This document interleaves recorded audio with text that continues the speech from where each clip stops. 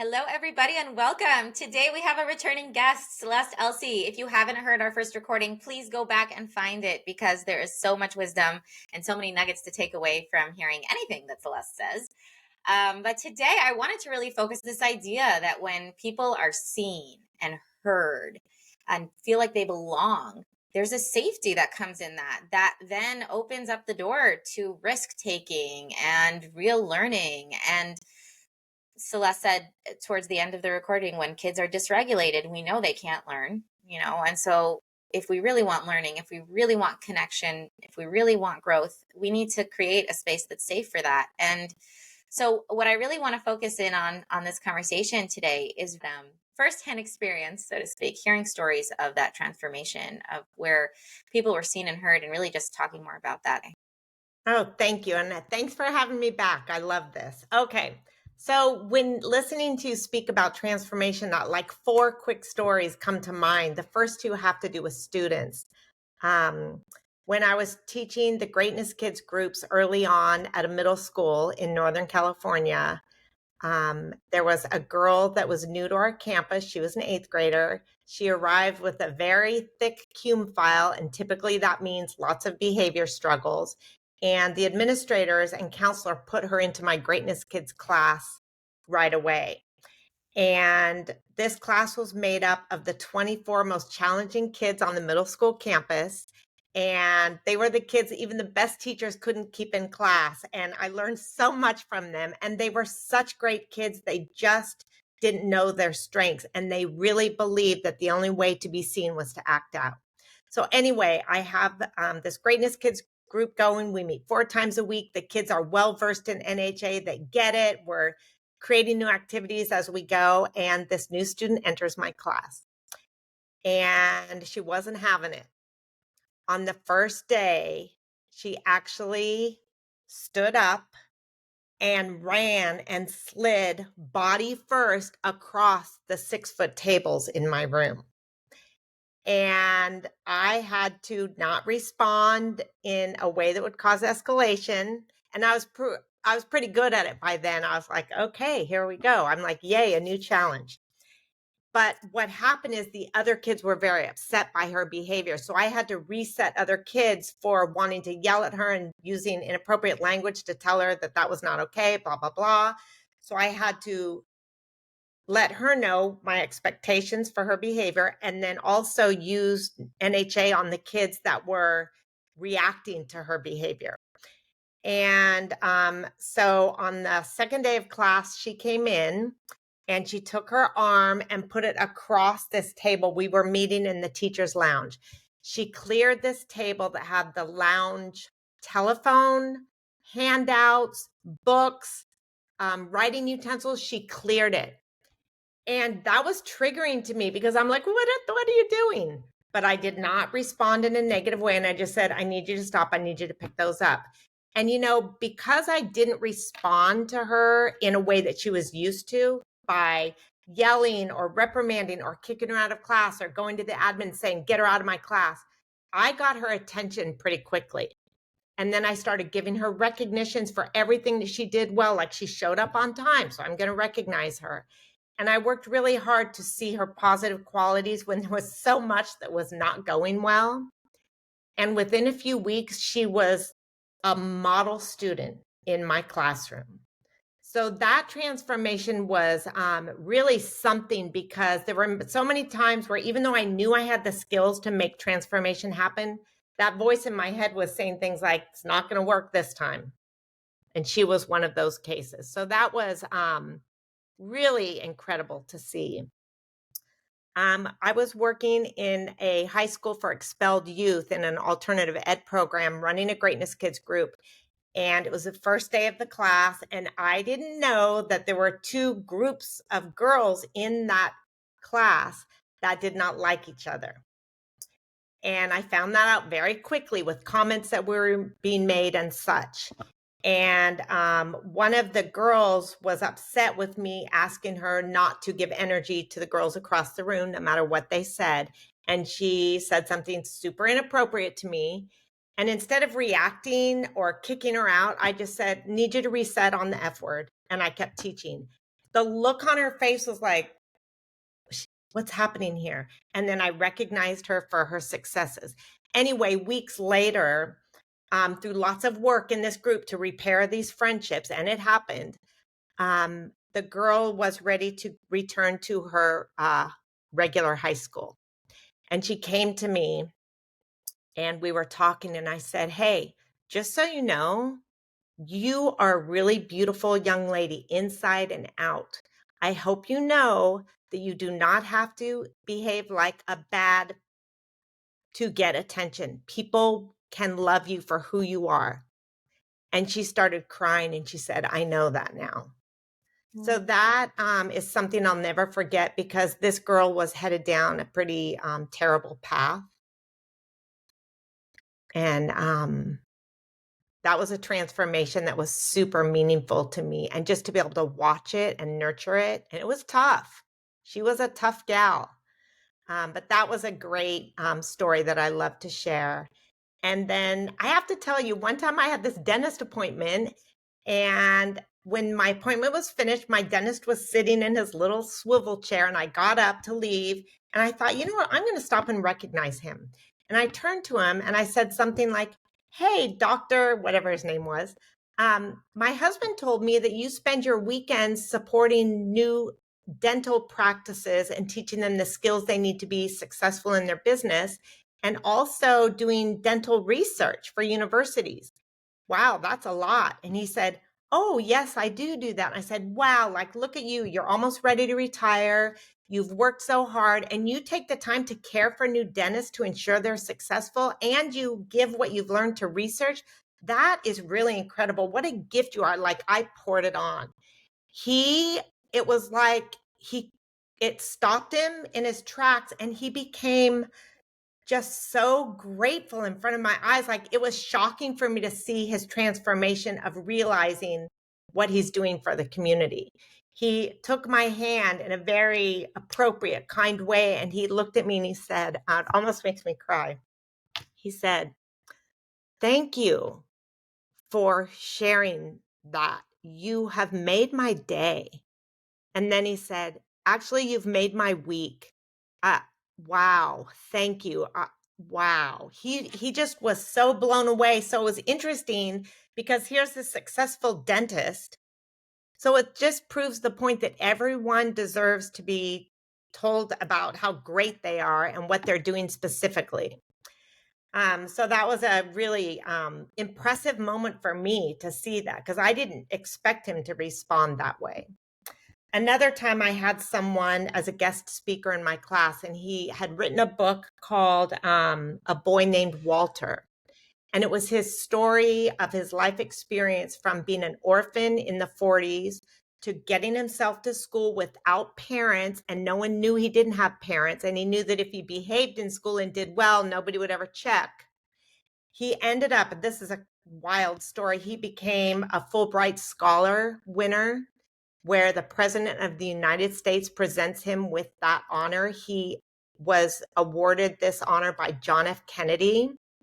He met Kennedy's family and became the director of the Peace Corps in the Caribbean, the training center. He was a superintendent of the Ventura County schools. Because of the honor he received from the president, he was able to choose where he wanted to teach for 4 years in the world. He went to Africa with his family for 4 years. He has been a creative writing teacher for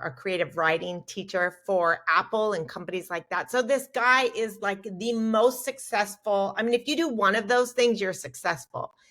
And he was the most kind and compassionate, gentle human being I've ever met in my life, the most extraordinary person I've ever met.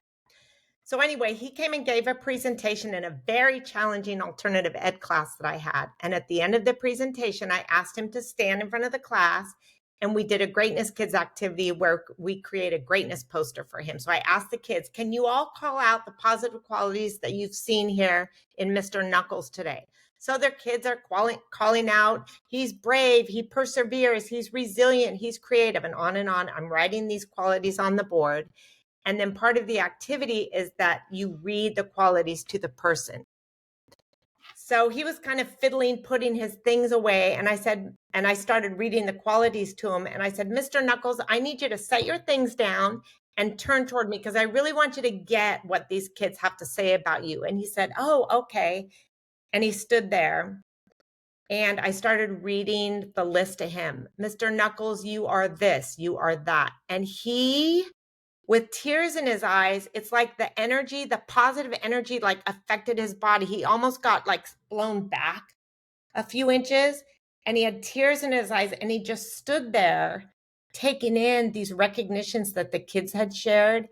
And it was a very powerful moment because here he is, this incredibly successful human being, but being acknowledged in a way that is meaningful, authentic, genuine, really it affected him in a profound way. And from that day on, suddenly he followed me to different districts where I worked, and he would come and be a guest in our classes. He came to the high school for expelled youth and brought in all these really extraordinary, expensive African artifacts and let the kids touch them and hold them. I mean, just a really extraordinary person. But just the idea that we took the time to recognize him changed everything in our relationship. And actually he said, what was that you did? So I gave him a Nurtured Heart book. He took it home and read it that night, and he got a hold of me. He said, I read the book, now I know what you're up to, count me in. So you just never know what kind of difference you can make for someone. So we do it because we want to support others, but the gift we receive back of watching our recognitions land and being able to witness that transformation is just, again, so profound, so interesting, so much fun. And it makes you feel better. Like it builds your own self-worth because you feel good about helping people. Yeah, that's so true. I listened to the podcast, like a daily podcast with like a little thought, like a Jewish philosophy like thought. It's super quick and it's daily and it's just I love it. And I was like, I don't know if this guy like really wants people to be messaging him because it's a WhatsApp thing. So I have his number, like his personal cell phone number. I was like, I don't know. And I know him. He writes curriculums for like these fancy places. Like he's a fancy guy, he's a big rabbi. But I was like, I like kind of believe in doing this. So I should really just do it. So I WhatsApped voice noted him. I said, hey, I hope it's okay that I'm messaging you, but I just have to say, like, your work has been so meaningful to me in this and this and this ways. And I appreciate it in this and this and this ways and whatever. And he sent me such a beautiful, almost like gushing response of how much it means to him that I took the time to send it and how meaningful it makes his work and how hard he works on it and how it just means so much to know that someone out there, it's like, how does he not know that someone out there is enjoying it? He has so many followers, but that actual voice, that actual heart showing up and saying, hey, this is what I see and this is what I hear and this is what I appreciate.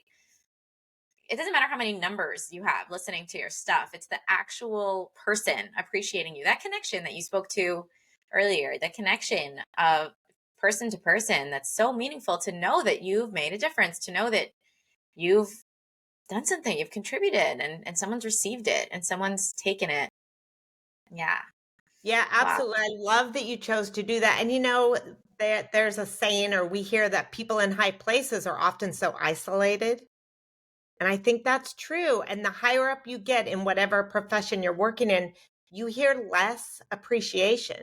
I know that school principals get very little appreciation. Sometimes teachers feel like they get very little appreciation. So, yeah, we're all in this together. We're all human beings. We all have hearts. And people that have experienced trauma have up their walls and they don't want to accept appreciation sometimes, but that doesn't mean you give up. You just find ways to do it that can be meaningful for them. So I love that story. Yeah, well done. Thank you. Yes, I love it too. And a high school girl that I just yesterday, she got it right. She said, I said we were talking about how it's weird to just like be proud of the fact that you got out of bed or brushed your teeth. Like nobody talks about that. Like I brushed my teeth this morning. Like nobody talks about that. But like why? Like it's ridiculous. Like wouldn't it have been bad if you didn't brush your teeth? Like we need to give ourselves credit. We need to set ourselves up. Anyway, I'm doing great as kids. You know all about it. So she says to me, she says, yeah, it really, it doesn't make sense that it's weird. Why is it weird? It shouldn't be weird. And I was like, yes, you get it. You're right. It shouldn't be weird, but somehow, and this is the negativity bias, somehow the good is supposed to be like self-understood. Like obviously, they're famous. Of course they know, or they're the principal. Of course they know. Like obviously we're sending our kids to school every day. Obviously they know that we trust them or something, like they should just know. But like if something goes wrong and we don't like something, then probably they don't know, and probably we need to say it, and probably we need to talk about it and meet about it and make it better. And the thing is most times people are trying really hard at Mm-hmm. not having those bad things happen. And when they happen, chances are they're not proud of it. And that doesn't mean there doesn't need to be the clarity piece, right? The boundaries and being clear and saying, like you said, reset the F word, please. Like there's things to say for sure. But that piece of like, we need to get them to get it. Like it's actually the good stuff that they don't get. We need to get them to get the good stuff. And Celeste, this is a line that I've heard you say over and over again, but I've heard you say it to me and it landed. And you said, do you get that? Like, do you get it? You were standing with me. I took the mic for an epiphany and you listened to me and then you recognized me and you're like, do you get that? Like, do you get it? And you were so excited about it. You were so into it. You were so excited about me. And I mean, we talk in the Nurtured Heart, there's this example about Toys R Us of like the adult in the child's world being this like incredible source of entertainment with all the energy and personality. And obviously we know we're talking about psychological safety and all that. We know that the attachment theory that having an adult who sees you is like life or death for a child. They need us to see them. But talking about like energy and intensity being like delicious to a child, Celeste, you are like I don't know, Disneyland or like a candy store. You are so intense and so energetic, and when all of that energy and intensity is poured on you, it's like, oh my gosh, she's talking to me. Anyway, so and you pour it so freely and so generously, and you really like, I think that story with the dentist and also with me calling that rabbi, it's this pause we have to take to intentionally invest in this world being a more positive place. Yeah. It's not just going to happen because we believe in it, and it's not just going to happen within our workshops or within the actual classrooms we teach in or our actual family. Like it's a risk. Talk about a risk. It's a risk to take that pause and actually pour this kind of positivity in the world. But right, if we want to change in the world, we got to be the change. So it's an incredible story with the dentist. And I think I hope we all can relate to being seen in a meaningful way and how much that means to us. And we can be that voice for someone else. And Celeste, you are that voice to so many people. So I am so grateful that I know you. I am so grateful that we had this conversation. And I wonder with the last few minutes, if you have any closing thoughts or epiphanies or something you just want to share with the audience to close off here. Well, I have to tell you that what you were just speaking about, taking the pause to recognize someone, I love it when I have the awareness to do that. And, we're all busy. We watch the baggers bag our groceries. We accept support from all these people, but, we get pedicures where people are sitting on stools to paint our toenails, whatever. If we can take that pause and have the awareness to pause and give some recognition, it changes everything. And, we all know what it feels like when someone recognizes us.